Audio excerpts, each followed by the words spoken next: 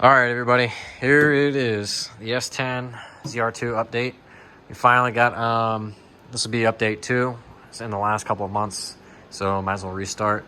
So, long story short, in the previous video you guys saw, I basically took this motor out, put a brand new one in there. I got everything hooked up and stuff. Well, I ran into an issue where there was an oil leak and it was basically being under oiled. So I think that I put a bad oil pump in this. So we're going to be draining the oil out right now. I currently got it draining out. It's still very fresh oil. You can clearly see that. But it's just been sitting for a long time. So I figured that I would try to get it all drained out. I'm going to pull the oil pan off, do a bottom end inspection, check the pan out, make sure there's no shards or heavy heavy metal that would signify some severe powertrain or crank damage, I should say. So, we did some work to this months ago. I had footage and stuff. I'll try to see if I can include it of the work that was put into this. It's gonna need complete front end rebuild. I'm looking to get a lift kit on it. I gotta do some body work, get the frame going and stuff. So this is gonna be one hell of a project to get it going. So you guys are just gonna have to bear with me on it, but once we get it running and going again, she'll be on the road and it'll be fresh, good to go. And then there, it'll be just continuous videos and updates and stuff. I was even considering an LS project, doing like a LS 4.8 liter swap, just so we can fit everything in and wiring and whatnot. But obviously you have to think about things like money, the time, the research, parts, all that stuff. So I just decided to try to rebirth this and get it going and bring it to life, just so I can at least have this thing, because it's been almost a year that I haven't been able to drive it. So, and I'm not really into selling it. I'm into it for some money, so we're just gonna leave it. Ain't that right, Pupper? Got the doggos. So we're gonna go ahead and get to work on this, and then I'll pick it back up once we get some more progress done.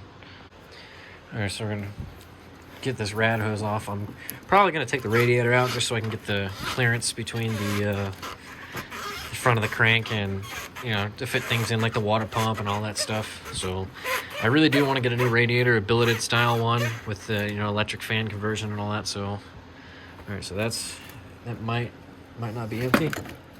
Okay, so it is. All right, cool, that works. We'll leave that attached there for now. Work on getting the radiator out. So on the 4.3, in order to take the radiator out, you have you've got this snap ring like pin, which snaps in. The pipe has a fitting, which fits into this fitting here. A lot of people are like, oh, well, I'm gonna unscrew it from here.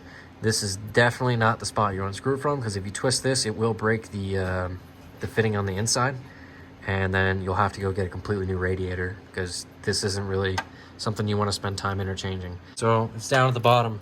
It's just the same thing. We'll take those pins out, we'll pull the oil lines off, and then we will remove the oil filter and basically thoroughly inspect the inside of the filter for fragments and damage.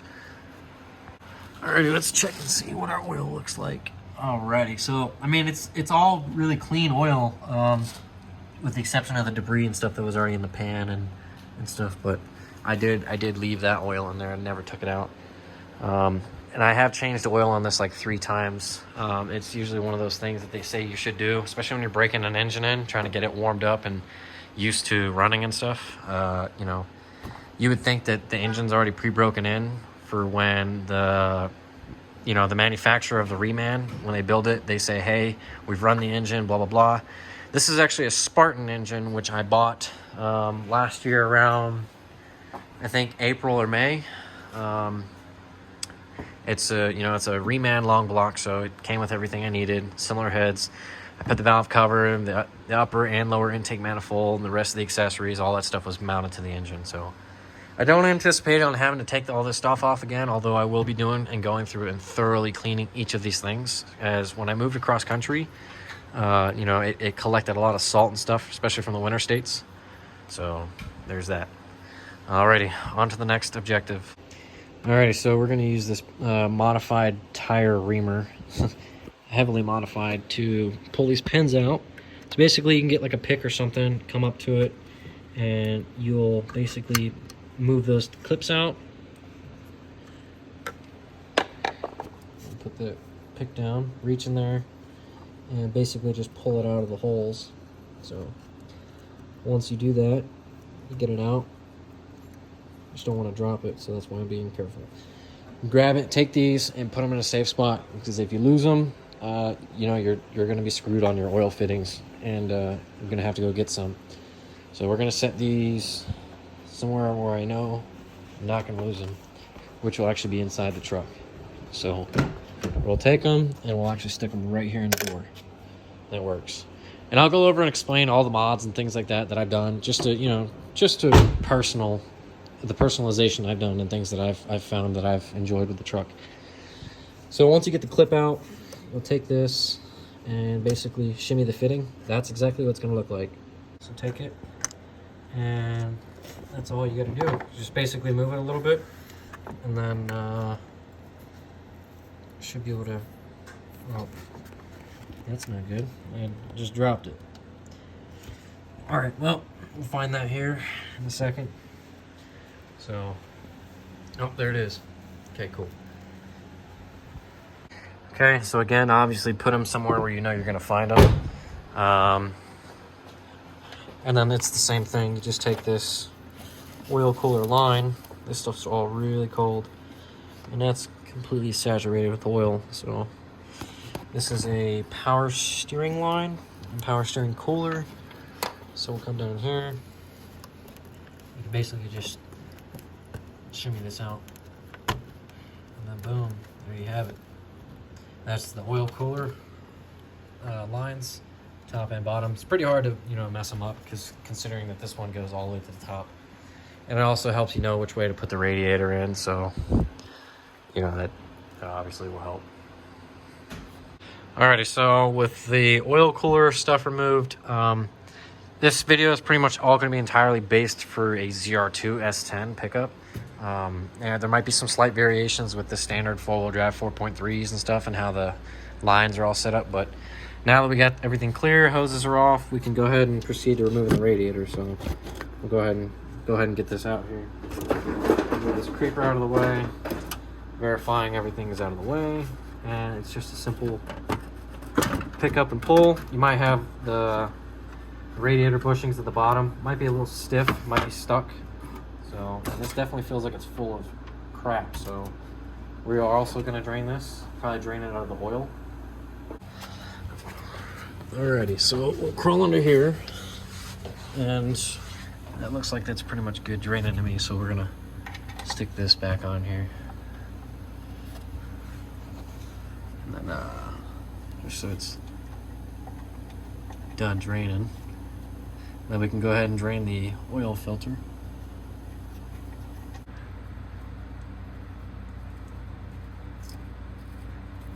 Alright, so now that that's tight, snugged on there by hand, go ahead and push this up here.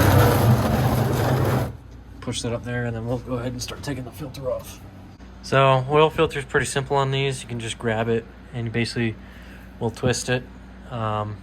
That's if you've got it loose, so I'm gonna need both hands for this. All right, so she was really on there, so I did actually have to grab the oil filter wrench, but let me actually go ahead and turn my flashlight on here.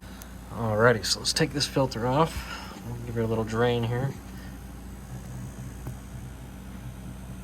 We'll just be looking for some metal and stuff. So that oil is really thick.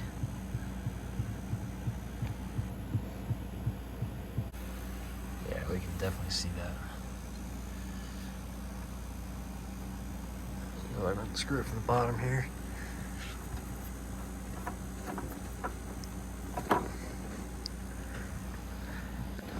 But considering that we did run it with the oil that had been used to break the engine in, we probably will need to replace it. And we can obviously see metal chunks and stuff still. Well, not chunks, but definitely sparkling. That's not really to my liking. Let's look inside. Alright, so we'll take a look on here. Oh yeah, look at all that metal. That's definitely not good. Especially from the bottom of there. Oof.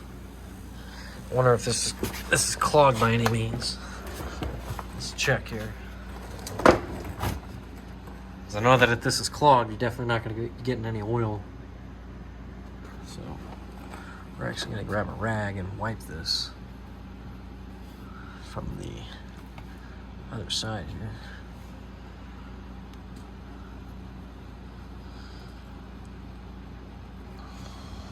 Wipe that out.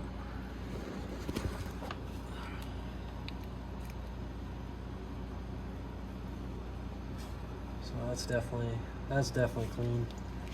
However, the bottom is not.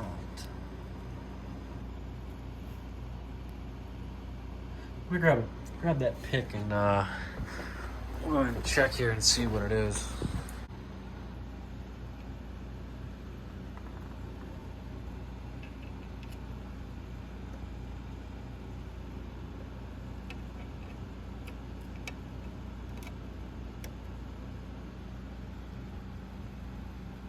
Oh, that's not very good.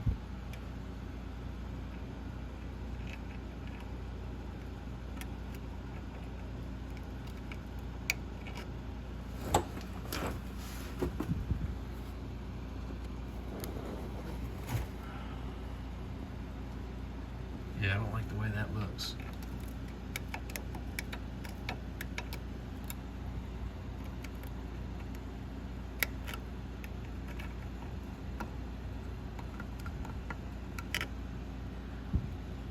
So that's actually a pressure valve there. That's what it looks like.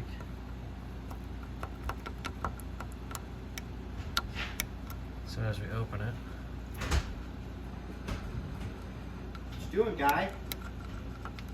Freaking filming, dude. Filming a video for the channel. Gotta check here and see. Working on a Chevy, like usual. Yeah, he's a Ford guy.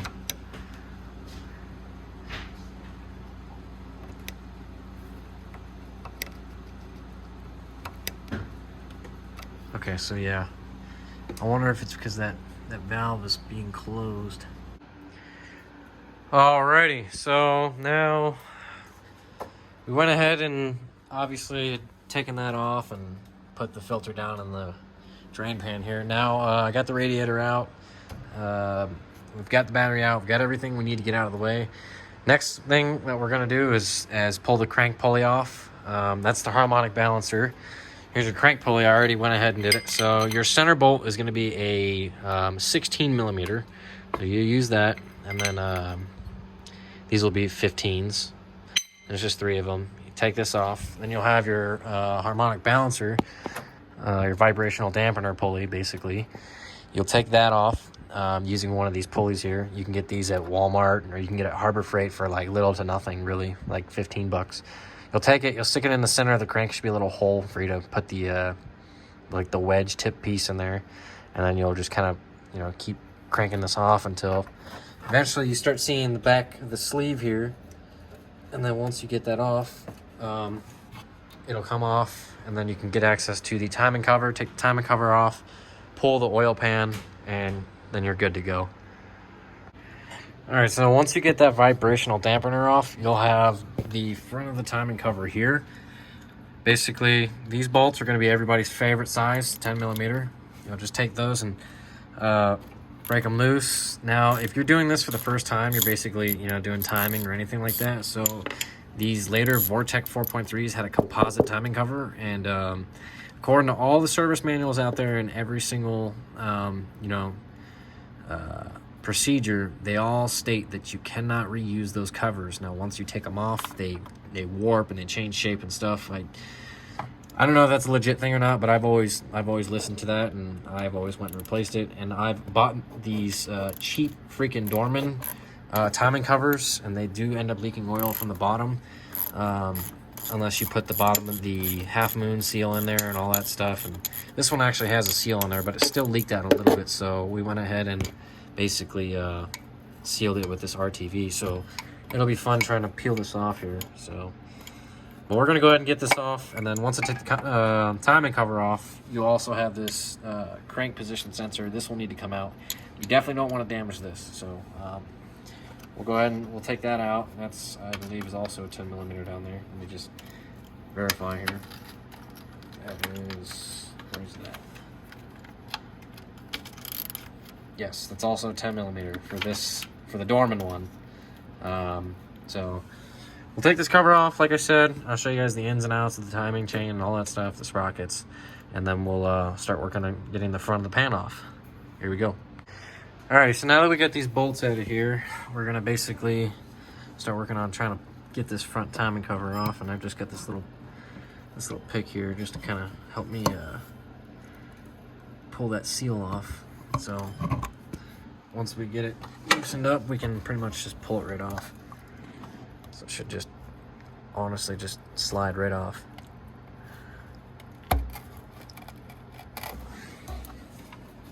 So, and then just gotta work the other side free. All right, now that we have that out, there's our half moon. There we go. This is the piece that a lot of people dread, especially when you do like a timing job or something where you got to take the oil pan off.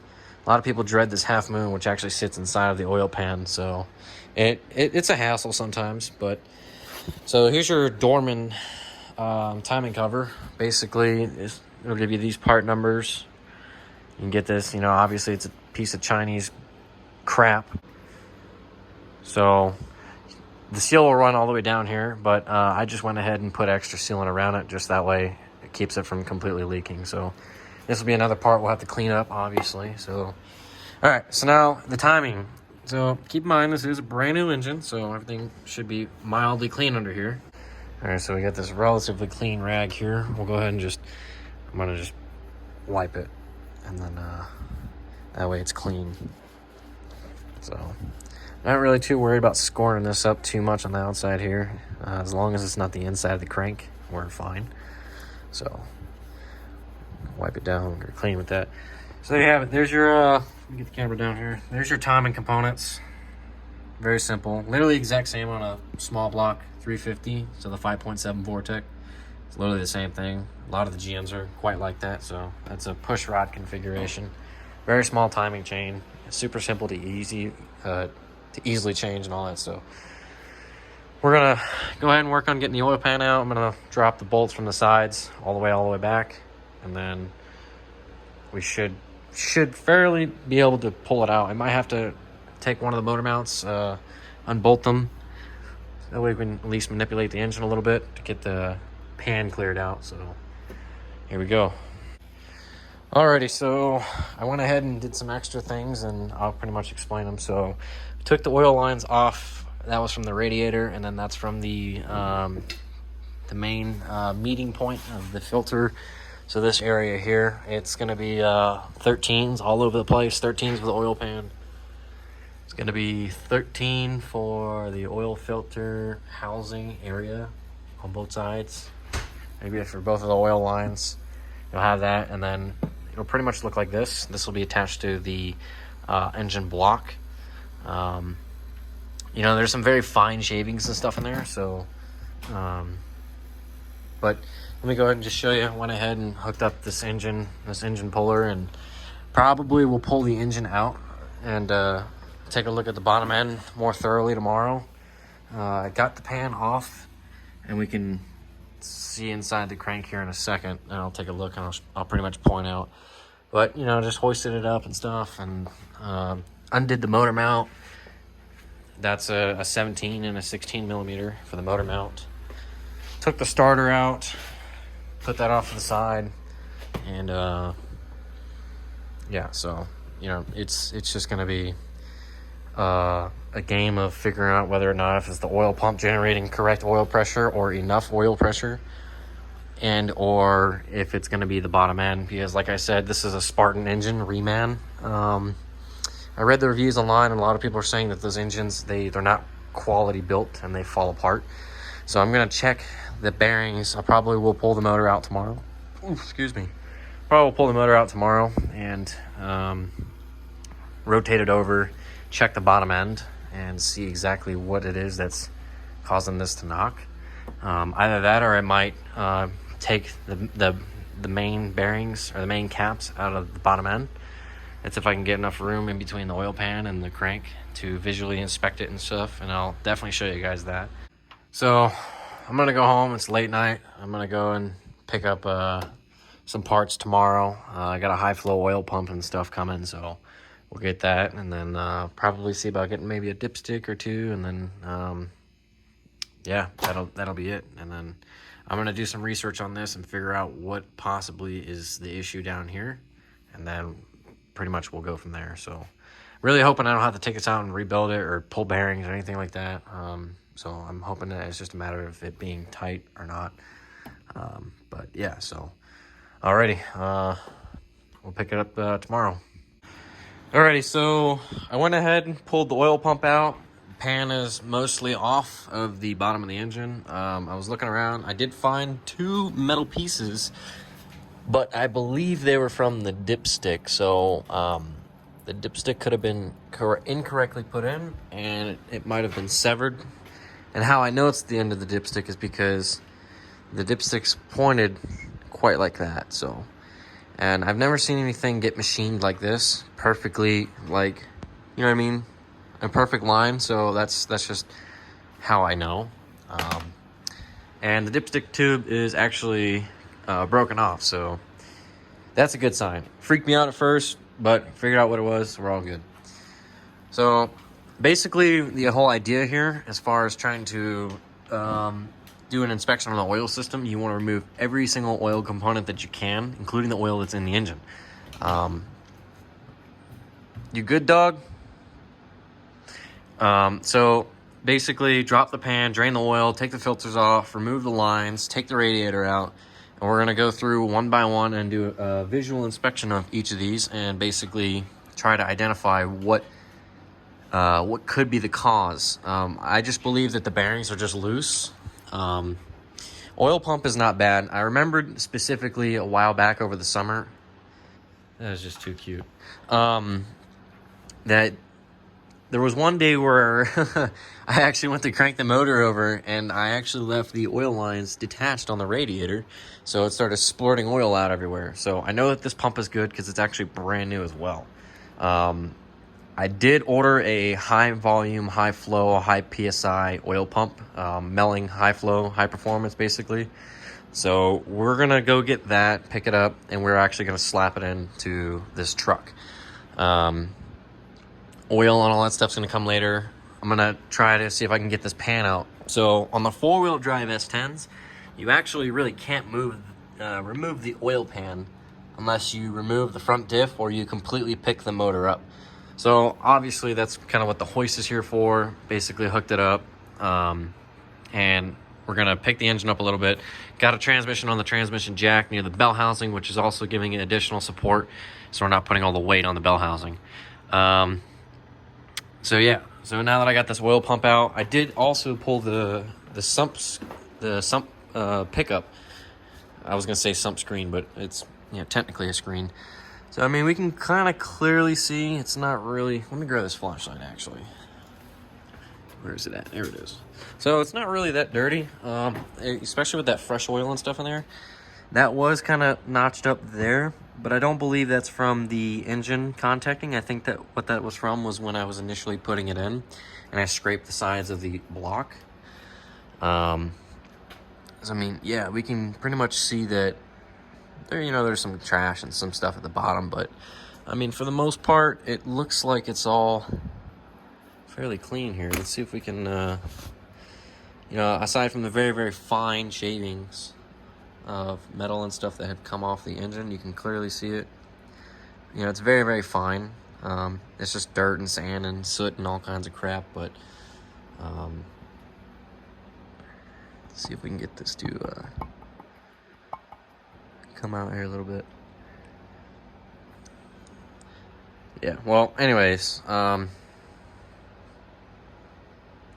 this is your pickup. So for, you know, people that aren't really that mechanically inclined, basically this will sit down in your oil pan.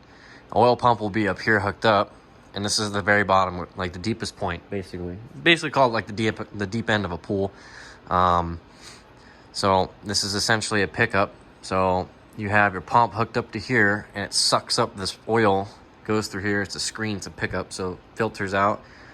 First stage filter initially, if you want to call it that. So it'll filter, go up through the tube, go through the oil pump, and then your oil pump will pump it through the entire engine. So I really do want to get a oil filter screen or oil screen that's a little bit tightly knitted.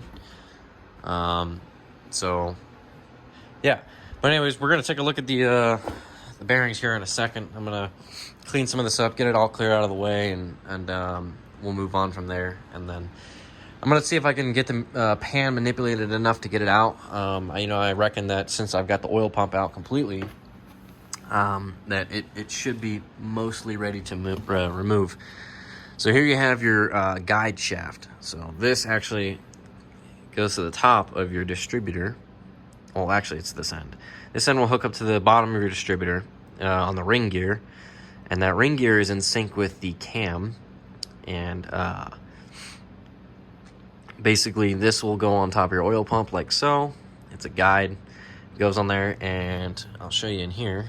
Oil pump works by being gear driven. If we can see down inside there, I might have to grab the flashlight. Set it in here like this. So if you look down inside of there, you can see let me change this. There we go. All right. So down inside there's a gear. Can't really see it too well.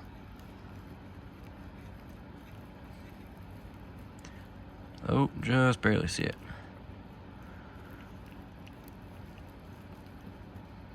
Anyways, it's in that bottom corner there, right there. So where the light's shining, that like shiny down there, that's the gear. So that gear spins, it'll generate the adequate PSI needed for the manufacturer specs of the engine. And with that being said, I'm gonna clean off this fuzz. Oil will pick up through here. It'll get pumped through here, and this is attached to the bottom of the engine block. And this actually will be bolted in from here. Oil gets pumped up through there. It's just starting to drain and drip a little bit. And as the distributor spins, that's how it all works. So it's all tied in together. It's a pretty neat little system. But the 4.3s, one of their biggest failures that I've known to them is, this is actually a very successful engine. It's the longest running production 4.3, well, actually Vortec engine. Out of all the Vortecs ever made, this is the longest produced and most mass-produced one. It's actually a reliable engine. They're not meant for high RPMs. They're not meant for like crazy track stuff unless you really build these engines. They make 200 horsepower roughly, depending on which one you have. If you have the L35, you're pushing about 200. If you get the LF6, you're pushing about 190 or so, I believe it is. And then the later on ones, they ended up making 200-300 horsepower. But anyways, that's besides the point. In order to have this engine be a really successful high-performance engine, you really got to build the bottom end. It's a simple workhorse. They typically last 350,000 miles. If you're on regular maintenance, you're not driving the piss out of it and stuff. Great engine. I, however, did not do that. I was driving the absolute mess out of it, and you really have to watch the oil on these because they consume a lot of oil and they will leak oil, especially from the front timing cover and rear main seal. Pretty much like every GM Vortec out there, they all have that issue. But this one actually, unfortunately, was given the weaker bottom end. So, like I said, I'm going to go ahead and get this oil pan, see if I can get it out, because you just can't clear it with the front diff. So you really have to take the front diff out or completely raise the motor up. So I'm hoping I can cheat it and get it out. But anyways, I'm going to take a look at these bearings and I'll show you guys here in a second. Here we go. Alrighty, so we got the upper and lower intake manifold off in a combination. It's a rather simple process.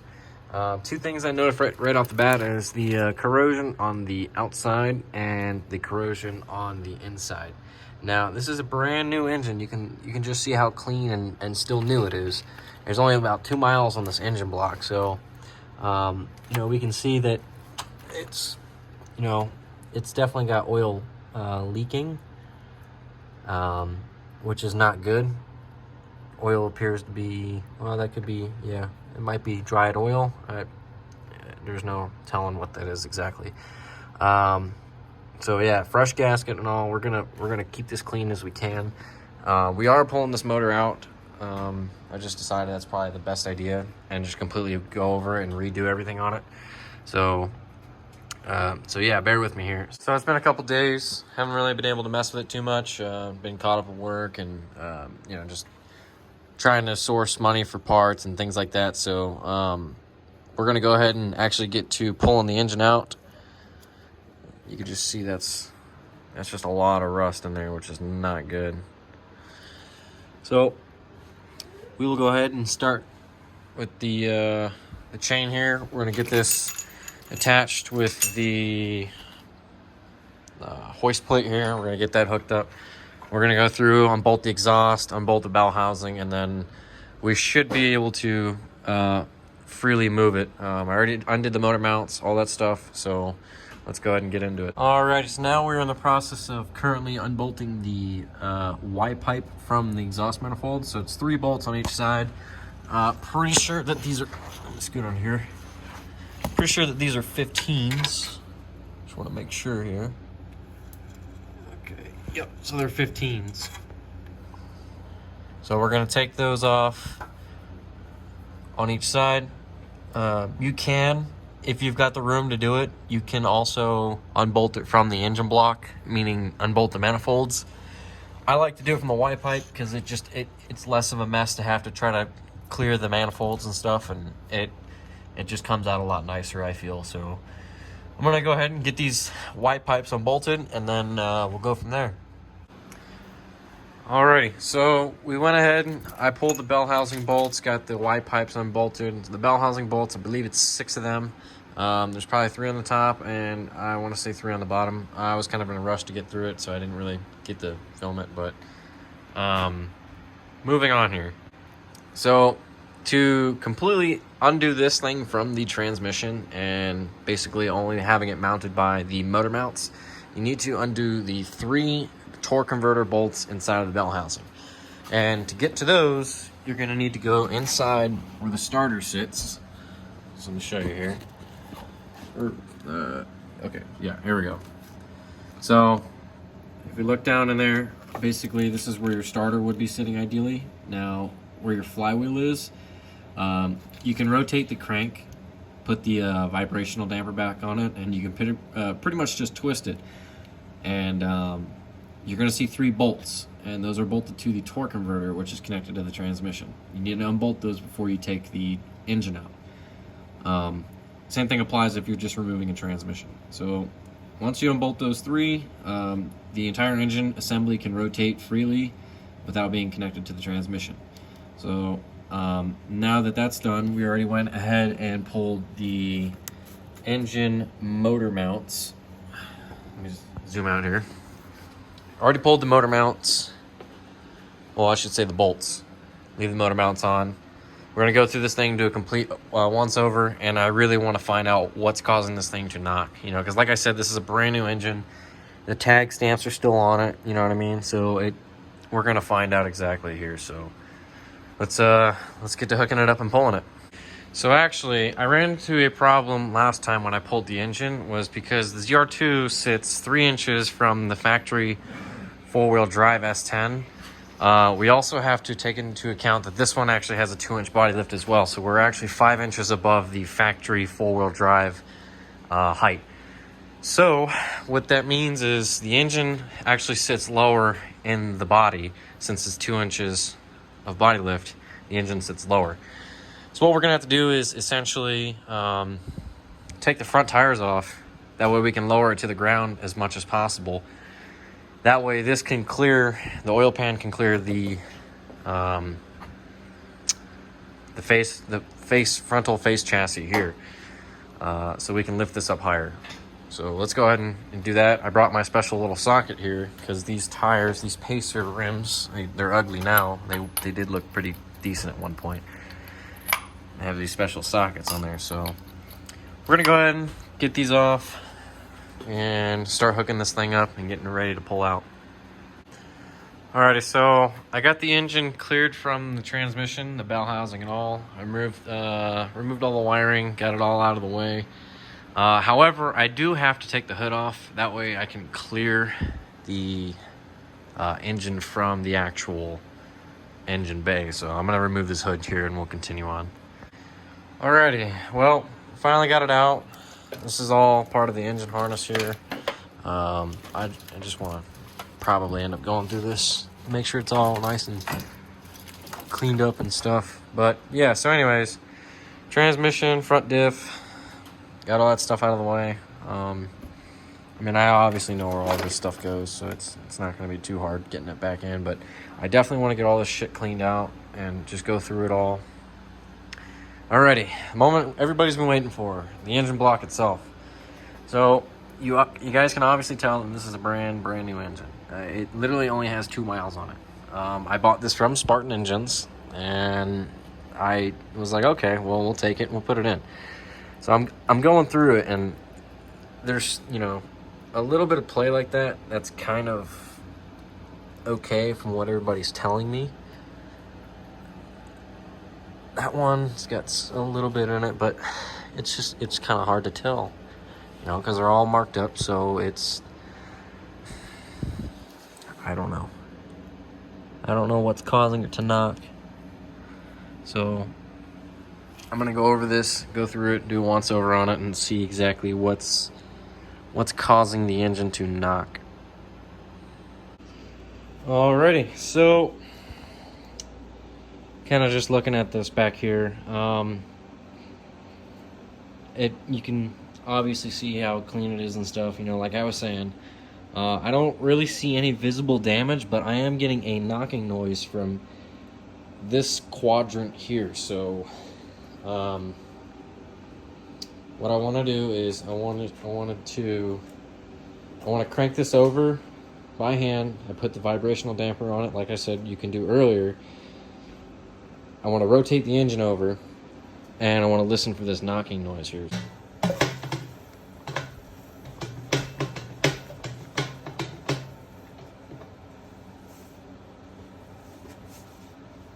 So you can obviously hear it, that's not good.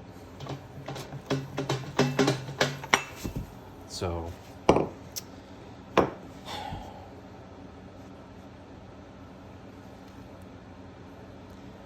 some kind of knocking. I gotta figure out what it is. Sounds like it's coming from like back here somewhere.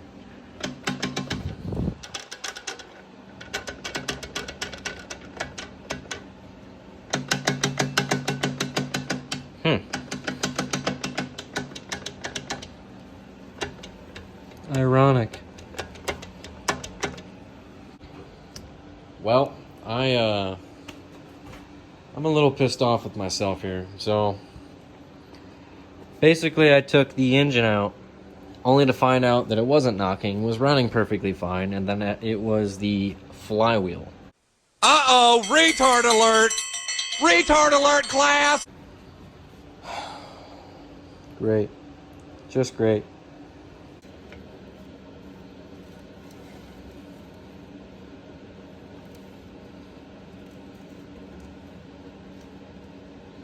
Alright, so there we go.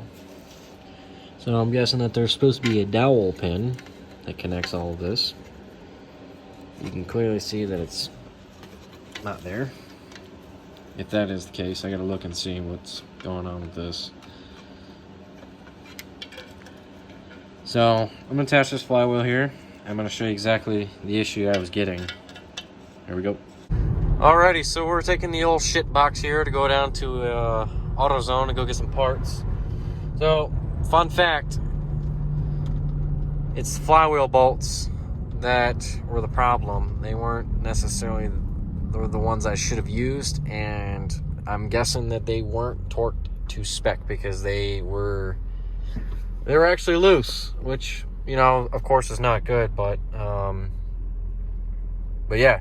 So we're gonna go down to AutoZone. We're gonna go pick these up, and we're gonna go see if we can get this flywheel going. Alright, so now that we know that it's the flywheel, I went ahead and went to the auto parts store, went and picked up some parts. So we're actually going to be getting rid of this old flywheel. I did end up going and getting some aftermarket flywheel bolts with washers on them. That way we can secure the flywheel better. And basically we're going to get this thing cleaned up. We're going to get it put away, and then we're going to get it ready to completely be running again. I want to go through and clean the block up and all that stuff. Probably repaint it, maybe some kind of different color or whatever. And just kind of clean everything up, make it nice and neat again. I got to go through and I got to get parts cleaners, probably a bunch of it, and clean out everything. There's going to be major upgrades coming along the way, obviously. So, you know, this has definitely been a longer video than normal, and you know, I'm just happy that I was able to get some content and kind of basically go through and say, hey, that this engine's actually still good, and that it's just a simple issue with the flywheel. So we're gonna confirm that before we actually drop the engine in and all that stuff. I'm gonna see if I can rotate it over and basically identify. Now, I do want to show you guys the parts and stuff that I did buy just before I end this video here, just to show you. So, first and foremost, obviously, the oil pump. This is a brand new factory spec oil pump. You know, it definitely was doing its job. I'm just not satisfied with the idea of running stock oil pressure. So I'm going to set this over here for now, and I'm going to show you guys exactly the stuff that I bought. I gotta clean all these parts up, get it all out of the way, and get the shop cleaned up. Alrighty, so we did go and get a Pioneer flex plate, basically. And then we're gonna take that and attach it. Brand spanking new. Go through here. We got our flex plate bolt assembly. Wait, did I just? Obviously not an assembly. It's cold, and I'm trying to use my brain here. So. These are the kind that basically everybody likes to put on the 350s and stuff. I've heard really good things about these. They say they fit GM. So we're going to try them out. If they don't work, I can always return them. So we'll do that. Obviously, we got exhaust gaskets. I will be making exhaust changes and stuff with the manifolds. And then we did buy a high flow oil pump. So it's a high volume pump. So, got that. So, anytime you put the high volume pump on the 4.3 Vortex, they have you go ahead and buy the intermediate shaft, which of course I did. So, if you buy the Melling, I'll go ahead and show you guys the part number for anybody that's interested here. So, take it out of the box. So, that's the part number right there.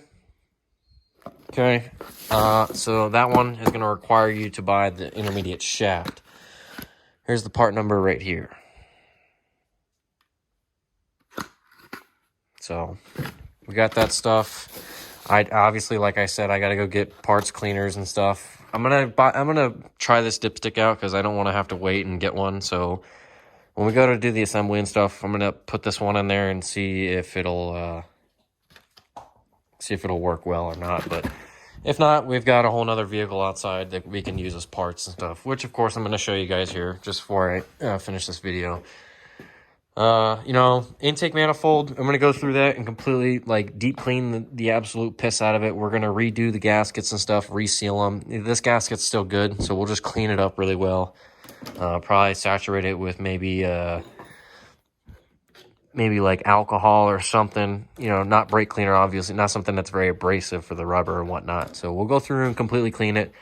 All the gaskets are really new. So we're going to get this engine running. We're going to flush it with, engine flush.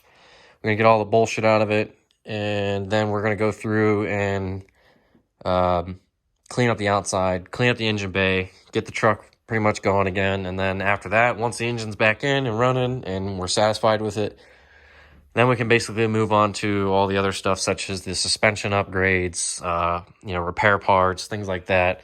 Interior work is coming along. You know, sometime this summer, I would like to get the frame resto stuff going again. I was in the process of doing it, but I just kind of fell off with it. New tires, new rims, things like that are obviously to come. So, but yeah, let me go ahead and show you guys this Blazer here. So, a little 97 S10 Blazer, picked it up. It's got the same engine, same one, basically. We're going to use that as a parts donor. So we have a spare engine if we need. Not something to, you know, use for longevity, but it's got 200,000 miles on it. So let me go right here and just show you guys. So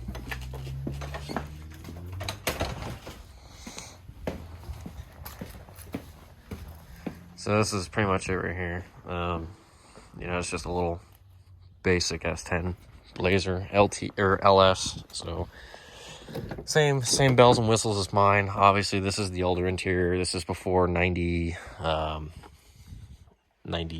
what was it? 8 when they changed the interior. So we definitely have stuff we can use. Obviously, you guys might have seen the overhead console that I have in the other S10, which we will be cutting and modifying to fit. I want to see if there's a way I can add the floor shifter in. That would be really nice to have. And completely just delete the column and stuff. So I'm going to look at doing some swaps and things like that. So, but if you guys enjoyed the video, thank you very much. If you want to see more content, drop a like on this video. Drop a subscribe to the channel if you definitely want to see more content. Hit that post notification so every time I upload a video, you obviously will be notified. And you can watch it first and foremost when it first premieres.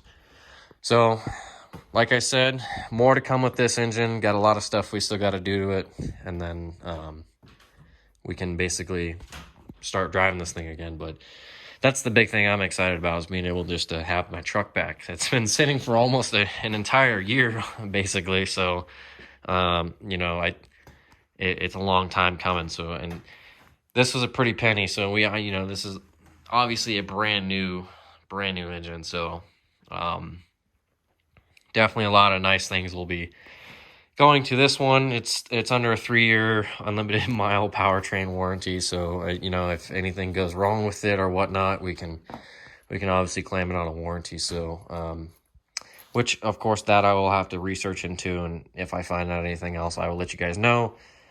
But let's wait to do that until we get some mileage on this engine, just to see how the performance of it is, and then I can tell you guys for certain if the engine is actually good or it's a junk engine. So, but I mean, I drove it for 2 miles and it wasn't knocking or nothing like that. It was getting plenty of oil. The flywheel was the problem.